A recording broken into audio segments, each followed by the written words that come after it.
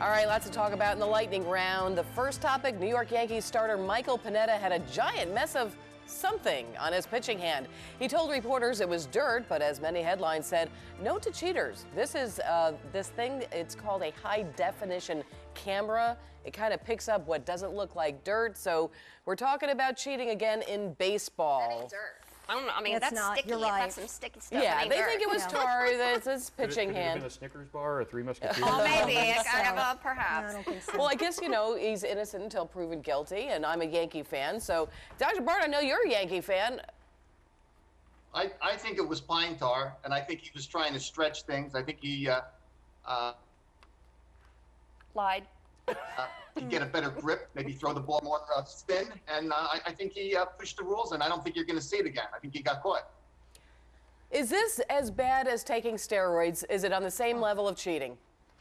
No. It's not at the same level. It's probably just a one-time thing because you're going to get caught for this. You might be pushing the envelope a little bit, but steroids represents a whole another realm of cheating where you're really engaged in something that's way beyond the pale of reason. Not just getting a little bit better on your curveball, but really cheating from the get-go. It's still cheating now. I was just right? going to say, I said, you know, the only reason why I brought it up was because it is cheating. You're trying to get an edge over somebody else. Still Right, cheating. it is cheating. I think it just sends a wrong message to kids who, you know, idolize these players that, you know, whether they're juicing or doing steroids or using, you know, using or not using. That, giving them millions of dollars a year to play a game for the love of it, my Right. God, that sends the wrong message too.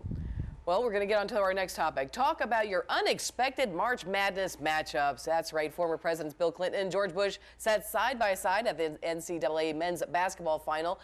Maybe we should go to Congress and ask them to start attending sporting events together. What do you think about that? Oh, I'd love to see that. That would be great fun, I think. And this was really nice to see. I mean, it was good to see, you know, at a ball game. And of course, I love basketball, way better than baseball, by the way.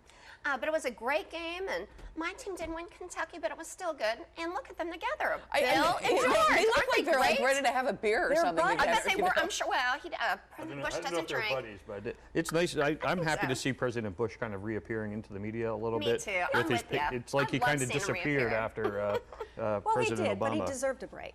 Well, I thought what was kind of funny was Tony Romo was right in front of both presidents as well. I was like, Maybe he's running. that'd be a good political selfie, right? But by getting together, maybe they can stop what's going on in Congress right now and bring both sides together. It was a great tournament. It was awesome. So I don't know if you all watched, maybe not. But No. They really looked happy. That was they the looked funny. so happy, but it was exciting. I mean, the tournament was really exciting this time around. I mean, but who would have thought best buds right there? You know, they just really. Well, Bubba's It's a sporting game. But wait, Bubba's Bubba. best. Yeah, he's best friends with George Bush's That's dad. right. Right. He is very, very good friends. You're right, Jackie. Right, Barbara Bush said he's With like another Bush 41. son. Yeah.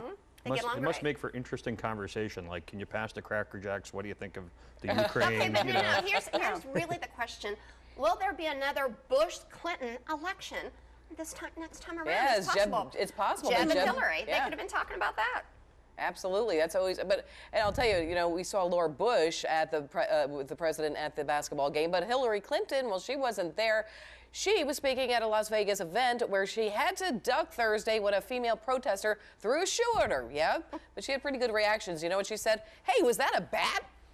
Yeah. But look, she handled it quite well, I think. I mean, if somebody threw something like that at me, I don't think I'd have such a smooth move when it I would have happened. thrown a shoe back, probably. Well, what did George Bush do? Well, yeah, you would have thrown the I would shoe. have thrown the shoe back. Maybe My shoe. You have to get those I- boots I- off first. and But then- I think it's That's right. extremely rude. I think it's Oh, extremely it's terrible. rude. Of course No, it's it's rude. terrible. To do terrible. it to Bush, you know, to do it, it's happened to several disrespectful. politicians. Well, Yeah, you don't do actually, that. Bush too had a great reaction. Also, I can't Yeah, remember he did. exactly what he said. And he was real quick. He's like, whoop.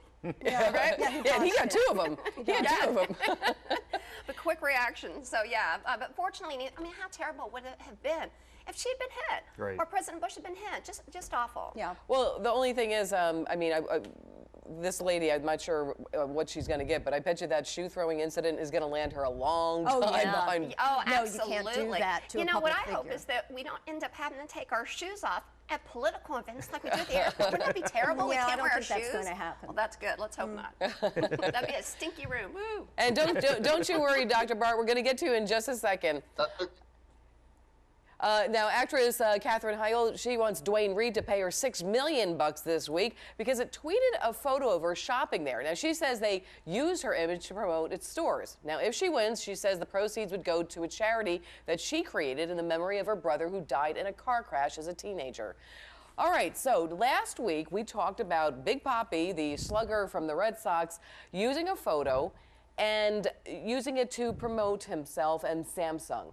Are we going to start getting into this, like using stars' images and seeing this type of thing with like selfies and all that kind of good stuff? Dee Dee. Well, I think this is a little different. I mean, because that selfie thing, it was casual. They knew they were taking it. She didn't know this. And Duane Reade absolutely are using it as a commercial. I think she probably has a case, and I think it's a little bit different than other situation. No, I think the law is pretty clear on that. If you do not give permission for your image to be used, well, then you can sue them.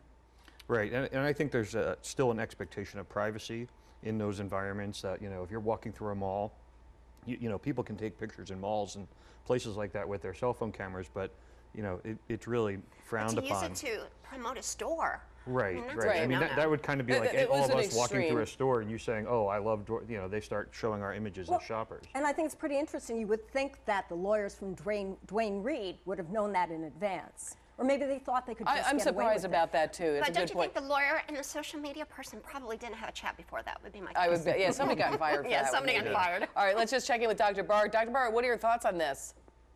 My thoughts are that, big corporations and their behavior sometimes is really very questionable to me. I think they're trying to get away with something here, and I think she even tried to settle this privately beforehand, before it became public. And I give her credit. I think she's right. I agree with Dee Dee on that. And I think it's another example of sometimes corporations think they can get away with things. They have a different point of view, and it's not the right one. Well, I give her credit also because she said, I'm not going to take the money. If I win this lawsuit, I'm going to give it to a charity. So I give her a lot are credit on that as well. She's handling it perfect. She really is. Perfectly. All right, now the sad news of the week, Letterman. I know, here we go. Are you going to be okay? I don't know where I'm going to get my news in the last Oh, you're in agreement with us. We love Letterman. Well, no, We do love not Letterman. speak for me. I love Letterman, but I love Colbert more. Well, I will say one thing. I will say one thing about Letterman's retirement. He has absolutely every right to retire. He's getting near 70 years old. I can't think of a better person than Stephen Colbert. I really can't. I was very happy to. I'm happy with it too, but I have to tell you, on the political stance, people are angry. Republicans saying, "Oh, I can't believe this." Rush Limbaugh actually said, CBS is waging a war on the heartland. I'm like, what are you talking about? I mean, I'm sorry, I'm a Republican, but that was idiotic. Meaning that he's to the left and he's always making fun of Republicans. So what? It's a shtick. It's funny. It's hilarious. Lighten up. Well, I think it'll be interesting to see who Stephen Colbert is when he's not. I Stephen know. Colbert. That's an I interesting. think it'll be so good, though. I don't know that most people realize that that's a character. And even my son is a huge fan of the show. He said, I wonder what he's like when he's Yeah, just but being off himself. camera he does lean to the left. But so what? So does Letterman. Almost That's everybody fine. does. Who cares? Right. Almost everybody does, yeah. But Well, it is going to be on TV, interesting. but these guys, But they've been late-nighters. talking about reinventing like the late night show because it's an old style. It goes back to Johnny Carson. So it's been around for a long time, and they're saying that some of the millennials might not necessarily like that stand-up, whatever it might be. But I don't care. I love him, and it's going to be sad just not to see him. Like you grew up with him. Right, but the baton has to be passed. It does. But I think you've got something there with the new format. If you look at Jimmy Fallon, he does all these little changing it up. tricks and shticks and dancing and It's good. singing. I think that's what's going to be happening now with comedy. And Colbert will totally do that. I mean, Yeah. he's done out it. there. Yeah, he does Yeah. all the time. I think he's great, and he's very similar, I think, to Letterman. He's got that dry wit. He's really quick, a good interviewer. But I'll tell you, choice. Colbert to actually take over those are big shoes to fill. Oh, yeah. But also to go up against Jimmy Fallon. Yeah. I mean, And that's a Kimmel's good, too. Yeah. well, Jimmy Kimmel's it's great. actually going to be Fallon and Isn't Kimmel Colbert. at the same time or no? ooh. Kimmel's ABC. No, I'm just saying they're all good. So there's going to be a lot of They are all competition. good. They're Yeah, all I so mean, good. you're at the very top. They're good. there. They're Yeah. young. Hip. It's a changing of the guard. Yeah, It that's is. It's a changing really of the is. guard. We still have a year to go see Letterman, so let's all go. We're going. Okay. All right, Effie. We're counting on you too. Yeah. That's our producer. And finally, we like to end the show with some photos that make you smile or laugh. So here's this week's top pick. It was an escape from behind bars in Kansas City. Check this out. 7 chimps escaped from the zoo because of a tree branch. Yay. There was one ringleader who enticed the others, and even a TV helicopter film crew, well, they were able to capture some of the fun. Now, unfortunately, they thought with their stomachs, and when the zookeepers came by and said, "Want a cookie?" Well, they all went back behind bars. That's just our fun little story of the week. But isn't that kind of a fun little story to end with? I don't think so. No. You never like my ending stories. I don't Last like week, those animal stories. I don't. You didn't like the baby no, story I didn't last like that week. either. That's true. I think it's great they escaped, and I applaud them. But it's true. That's how you get back a horse or a dog, whatever. You shake Give them some food. Yep, give them some food. Shake All the right, treats. Dr. Bart down in Florida. I know you didn't see that story, but we certainly hope you have a great week, and we'll see you back next week. All right, take care, guys. All right, well, that is all we have time for this week. To all of our viewers from around the world, thanks for watching Fresh Outlook. I'm Mia Toschi. Enjoy your week, and we'll see you back here, same time, same channel, next week.